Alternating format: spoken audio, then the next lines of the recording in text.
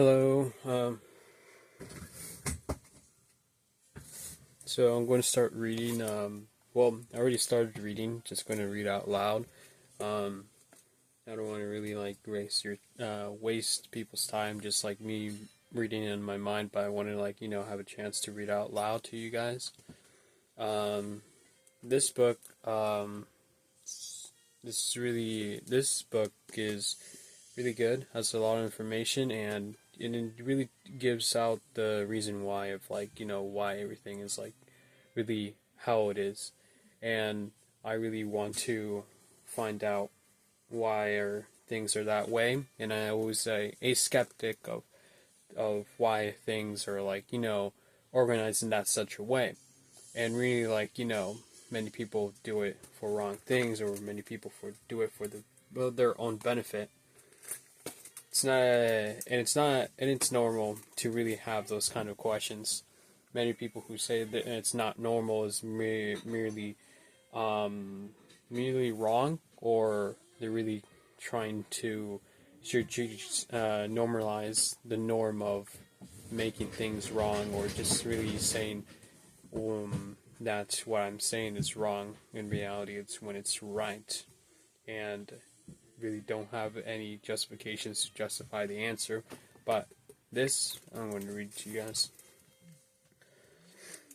And if it did spread, Citibank would become the nexus of the world's payment system, giving the permanent advantage over the competitors every time that money went from the country to another. It would have to go through the Citibank system, provided it would provide a Citibank system, providing it with a potential stronghold on the market. Winston and his eventual successor, John Reed, were both obsessed with technology and had set up their own Struck Works Transaction Technologies Inc. to build specialized hardware and software Transactions technologies were tasked to build MARTI, machine readable telegraphic input, a kind of secure post office system just for the banks. After MARTI was launched, Citibank's senior operations officer Richard Martinez reported demanded that all their correspondent banks use MARTI to communicate with or have their tele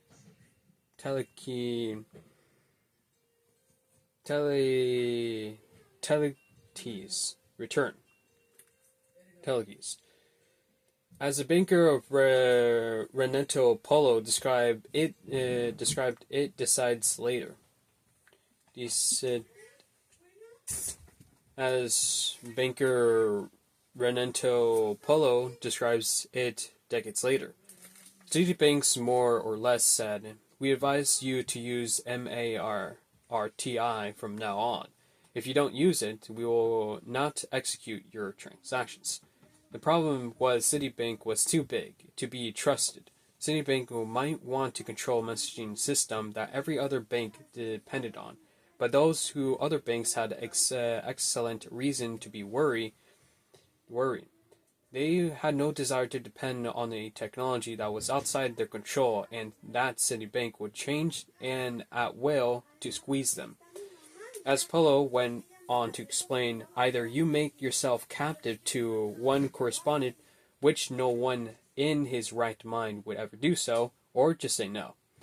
Many of them indeed did say no, leading to utter chaos as Citibank's backroom operations struggled to deal with blizzard of failed transfers and temporary near collapse of Citibank's network of correspondent banks. Citibank's MARTI wasn't the only possible system for payment messages, as the Dutch banker John Cra was persuaded a group of European banks to found the Society of Worldwide International Financial Telecommunications, SWIFT. in 1973 to create an alternative system for secure communications between banks. SWIFT was based on Belgium to side up of the rivalry between two financial centers of London and New York. However, it had a hard time getting European banks to agree to participate, which wanted its own country's standards to prevail, making it hard for SWIFT to reach consensus or attract enough banks to make the system workable. By 1974, it looked increasingly like SWIFT would fail when MARTI developed the Debolocal persuaded European banks that if they didn't come with a shared standard, someone else like Citibank would come up with a standard for them. Citibank's campaign to force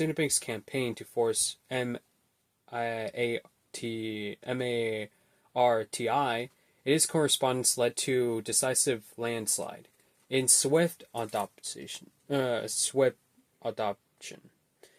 By the end of 1975, SWIFT had 270 members banks located across 15 countries, although Whiston blamed MARTI's failure on the difficulties of getting banks to agree with each other.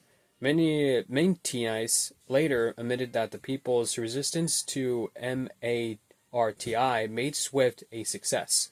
Soon, SWIFT membership was necessary condition for participating in the global financial system. And the more that SWIFT grew, the more essential it became to the world's financial system, including America's. 11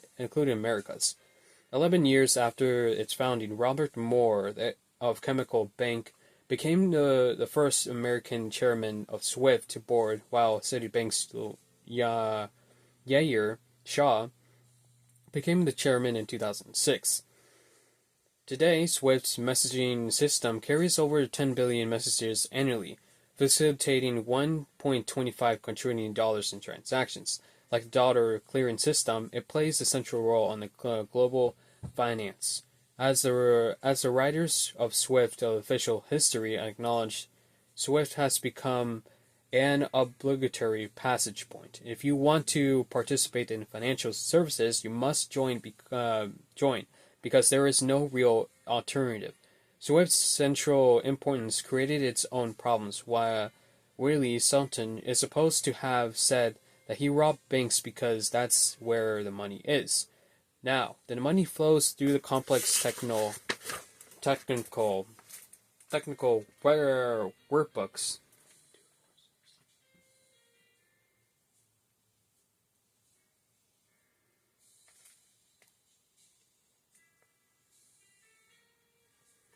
Technical networks, much as SWIFT and criminal minds, have taken notice. North Korean hackers exploited weakness in SWIFT's system to transfer 81.2 million out of Bangladesh accounts at the New York Federal Reserve in 2016. And it had made a typo. They might have gotten away with $1 billion. The cops noticed too. The SWIFT came under the political pressure from the United States, which it do more to prevent and to take crime.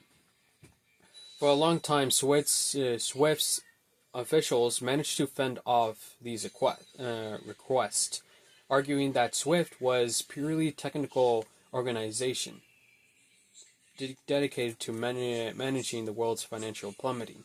Even if SWIFT was based on Belgium, it was run by the SOR consortium of international banks, and succeeded in replacing Dickerson triangle of financial tubes with systemic for sending the money that actually worked. SWIFT has defeated the alternative system that would have been controlled the single American bank if Walter Whiston had his way. But some of these banks were American, and all of them needed to access the dollar clearing system to carry out their work. most people didn't pay attention to Swift, which seemed to be a boring but useful organization dedicated to maintaining a boring but useful part of the world's financial publicity. But Swift's ability to fend off the politics depended on the U.S. willingness to tolerate its apparent independence. If the U.S. government was really used to its muscle, Swift would have to cave. In 1992, Walter Winston enthusiastic that there is no way that God's green Earth government can exercise censorship on the net in any meaningful way. But Twilight Sovereignty, which he wrote just as a few years earlier, had nothing to say the internet. Its index jumped straight from the International Monetary Fund to investment spending.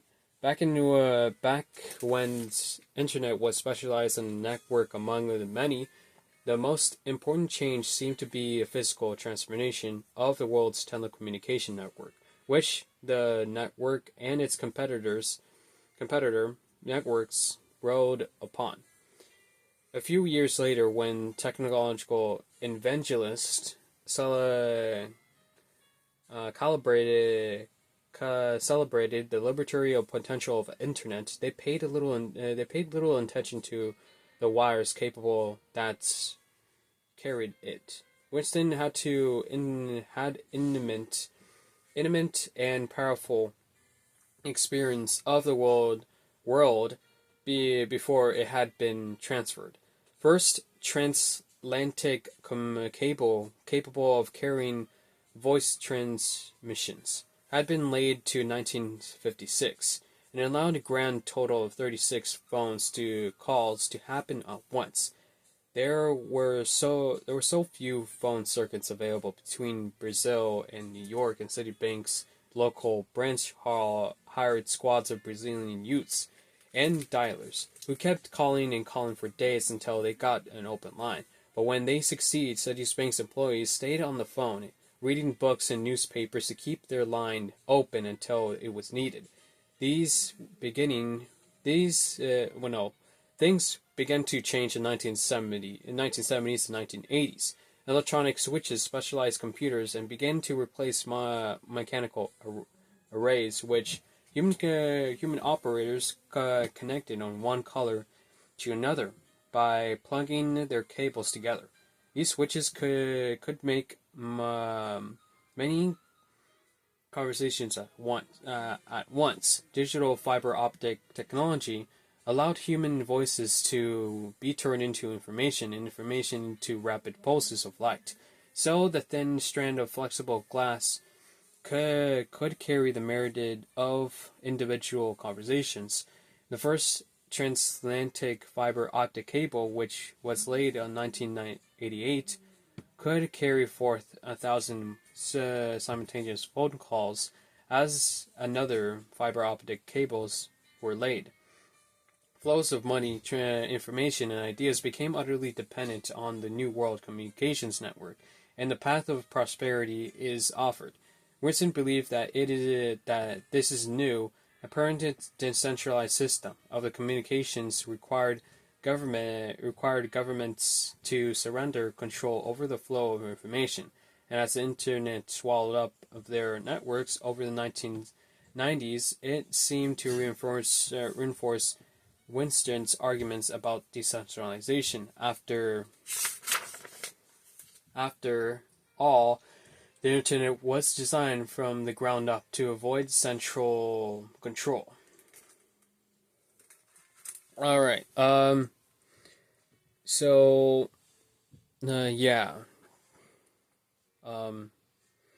Yeah. I think I'm going to have to really take a little break. I did read yesterday, but it really it's going to accelerate really completely fast.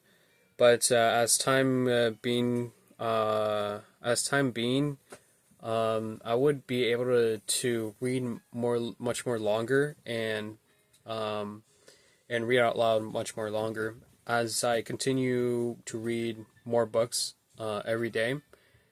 I think much of it has to do with, like, recovery, because your brain is also a muscle, and so you're gonna have to have a